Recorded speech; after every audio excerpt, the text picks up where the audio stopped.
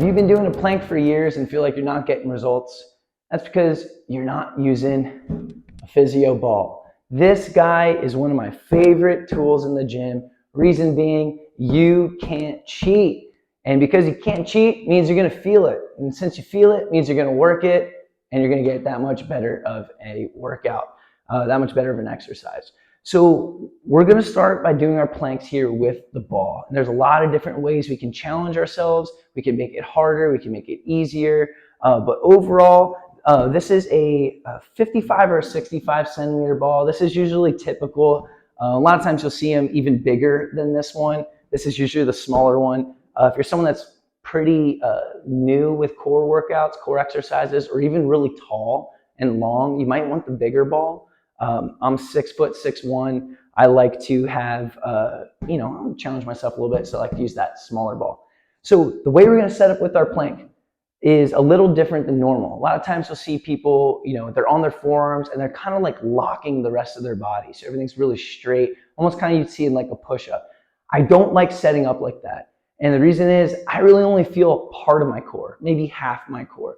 I want to feel those lower abs, right? The transverse abdominis, that's kind of rests right at our navel. That's our main stabilizer for the core.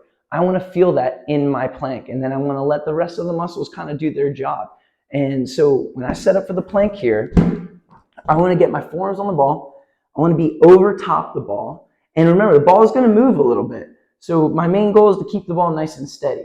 From here, I want to think of maybe like a little more of a quadruped position. So instead of me kind of like locking my body, I want to soften my knees. I want to get my hips up almost as high as my shoulders, maybe about the same level.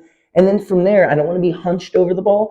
I want to think of kind of opening my body up, right? A lot of times people are like this. Think of almost like bending your body the other way. Right now I'm kind of opening the front of my body. I'm going to start to create a stretch on the core.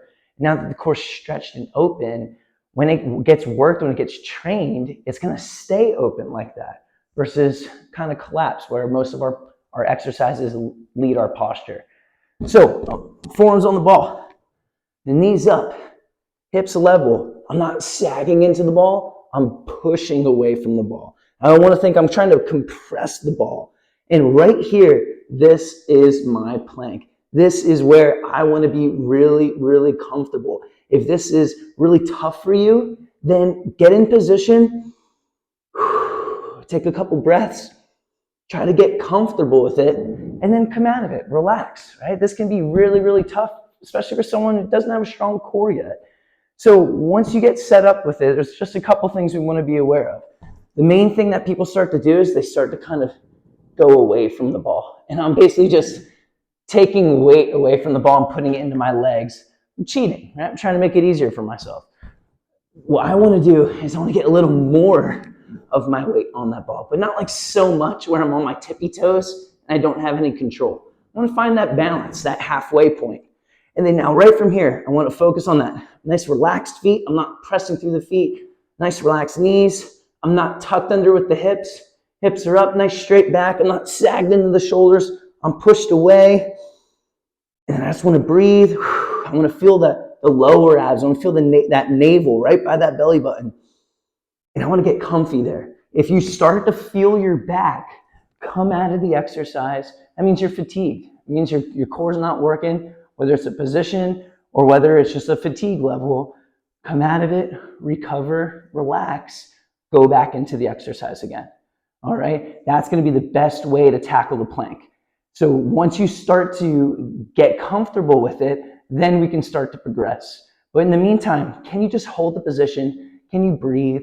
I don't like to go for time necessarily. I like to go for those breaths. So work yourself up. Can you get 5 big deep breaths feeling comfortable on that ball?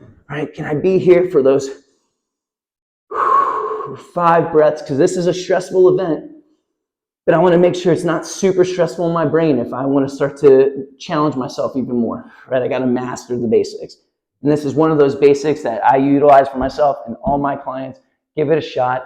Let me know what you think. Look for my next video on my 3 favorite plank variations.